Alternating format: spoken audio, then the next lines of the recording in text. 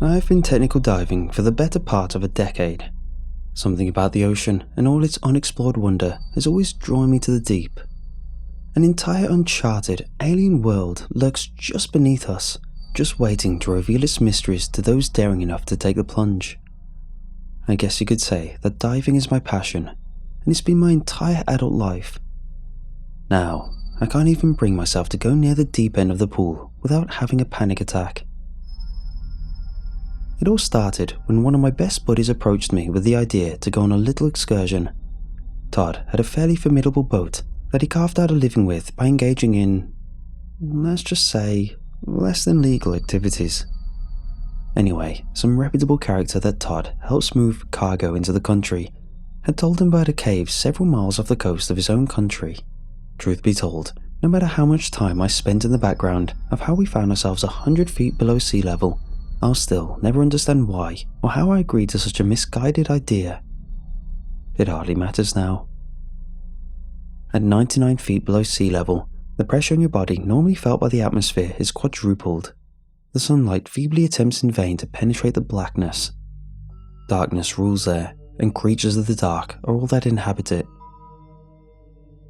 I checked my depth and air pressure gauges and looked up to see Todd, hand signaling me to follow him to the mouth of the cave.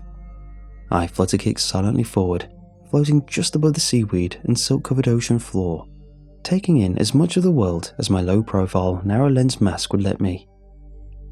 When we reached the mouth of the cave, Todd dropped to the floor and clipped his line to a formation near the entrance. This is a very important step in cave diving. That line was our only way back out of the system. I held my light on his hands while he worked, but my gaze drifted back to the mouth of the cave. The darkness was just as oppressive as always, but there was something strange. I couldn't put my finger on it at the time. The ominous black maw was somehow more intense than it should be. Then I heard it, a low-pitched roar from out the deep. A thunderous echo sounded from so far below, it was a whisper by the time it reached us. That's the strange thing about your hearing when you dive that far down. You don't just hear, you feel. You feel it in your chest, in your bones. The noise echoed through me, and I felt my stomach drop. We hadn't come this far for nothing though, and we dutifully pressed on. Todd held the line and made entrance first, and I followed behind. My hand trailed along the line as it unfurled. With graceful strokes, we kicked only about 30 to 40 feet into the system before my light caught a silver glint out of the backdrop of the darkness and neutral-tone rock formations. Todd signaled that he saw it as well, and we stopped. Kicking myself over to it, the narrow beam cast itself onto the object. The eerie silence was broken only by the soft rhythmic beat of our exhales as they bubbled up to the roof of the tunnel. The glint revealed itself to be a scuba tank, half buried in the silt. Many cave divers bring along spare safety rigs. The last thing you want when you're 100 feet down, enclosed by a rock ceiling, is to run out of air. But who would leave this behind? We clipped it off to our line, with the intention of taking it back with us when we made the return trip. Delving deeper into the system, we came across our first fork. Todd signaled to me. He was asking which way I thought we should go. My light panned back and forth between the two tunnels. It was smothered by the abysmal nothingness no more than 10 feet ahead. The ever-present pressure continued to squeeze me like a python coiling around its prey. It was oppressive. I felt a slight current brush the cold, dark water across my skin. It came from the left tunnel. I gestured to the left and we continued our exploration. We were 110 feet deep here. Even as an experienced diver, the pressure became taxing. Several kick paces in, something caught the focus beam of my light. It was unnatural. It stuck out like a sore thumb among the rocky stalagmites within my narrow beam of vision. I gracefully kicked over to it, careful not to stir the silt at the bottom of the cave floor. Once stirred, silt takes a considerable amount of time before settling again. More time than the air tanks afforded us. If I thought my vision was limited before, A silt storm would mean complete and total blindness. Reaching my point of fixation, I settled and focused upon the thing that had caught my eye. Pulling it from the sunken place in the sand, I found it to be a diver's slate. Divers can't communicate verbally underwater, so what can't be signalled through commonly recognised hand motions, divers will write on a slate and pass it to one another. Shining my narrow beam onto its surface, I made out the hastily written words. Size, refrigerator, smooth black skin, dolphin-like but some humanoid features, opposable thumbs. Chilled, I passed the slate to Todd, who read it, and, after glancing worriedly toward me, tucked it away in his gear pouch. We pressed forward. As we neared the end of the tunnel, the walls began narrowing until they pressed against my shoulders. At one point, it became so narrow that I had to remove my tank and pass it through the opening before trying to slither through myself. For a brief moment, I became stuck. The familiar panic set in. I took several slow breaths to calm myself. Then I exhaled every bit of air in my lungs, and at last managed to become just slender enough to barely push myself through. On the other side of this obstacle, the system opened up. We found ourselves on a small ledge that dropped off into a large chamber. Shining my light around the perimeter, I noted the horizontal boundaries. Turning my narrow beam down toward what should have been the floor of the chamber, my light was snuffed out by the overwhelming blackness. I settled down to the bottom of the ledge to peer over the edge. The moment my knees touched the sand, I realized my right knee was landing on something hard. Reaching into the sand, I grabbed at it and pulled it from its burial place. It was a video camera. Clearly a high-end one too. Whoever made it this far must have wanted to document their expedition.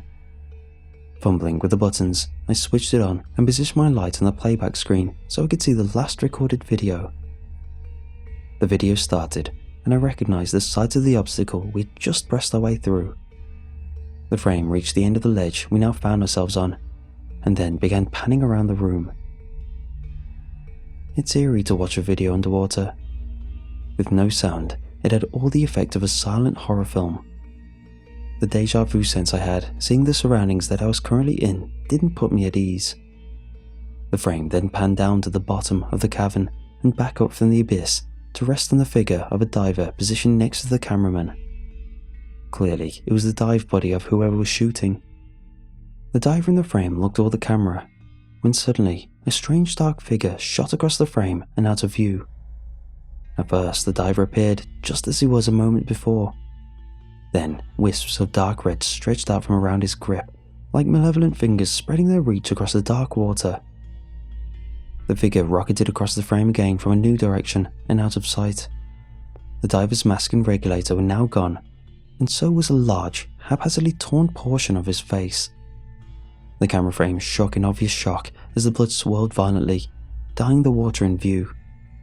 The still twitching body floated limply forward until the figure rocketed by again, and it was gone, dragged down into the black. The frame peered over the ledge until it was smacked violently and the screen turned black. Out of the silent nothingness, a roar exploded into being. Startled, I dropped the camera. To my left, Todd, in a clear, panicked motion to go back the way we came. Kicking with all my might, I made it back to the narrow passageway and began the arduous task of shoving myself through. Barely getting through the obstacle once again, I turned to help Todd. He passed his tank through to me and I grabbed it. He fit his head, then shoulders through in a panicked hurry. His body filled with the entirety of the passageway, and I could only see his head poking out through the rocks.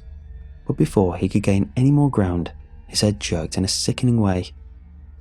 Bubbles exploded from his regulator as he screamed in pain. Blood seeped through the opening and began staining the water around us red. Helplessly, I tried to tug him through, but as I pulled, I felt something pulling back the other way. Todd's regulator flooded the chamber with purged air bubbles as his screams of pain propelled him violently toward the roof of the tunnel. The regulator dropped from his mouth and his head dropped lifelessly down. Horrified, I realized whatever that godforsaken thing was was on the other side. The lifeless corpse of my friend was the only thing barring it from pursuing me. The aquatic roar sounded loudly as more blood poured into my side of the obstacle. I realized this was my chance. It is with shame I admit that I left my friend there so I would have time to make my escape. My heart pounded as I swam with all my might to the mouth of the cave system. Foolishly, I made an emergency ascent to the surface, not stopping to decompress. It was worth the risk of the bends just to get the hell out of that damn water. It's been a month since then. I finally recovered from the bends after spending what felt like forever in a hyperbaric chamber. I could no longer bear the thought of swimming, let alone diving. I can't even explain why. All the proof I had of that wretched thing is buried in that cave with the body of my friend. I couldn't keep this to myself. I barely clung to sanity as is. I had to tell someone, somehow. Hopefully this will be a warning to all those seeking the mysteries of the deep.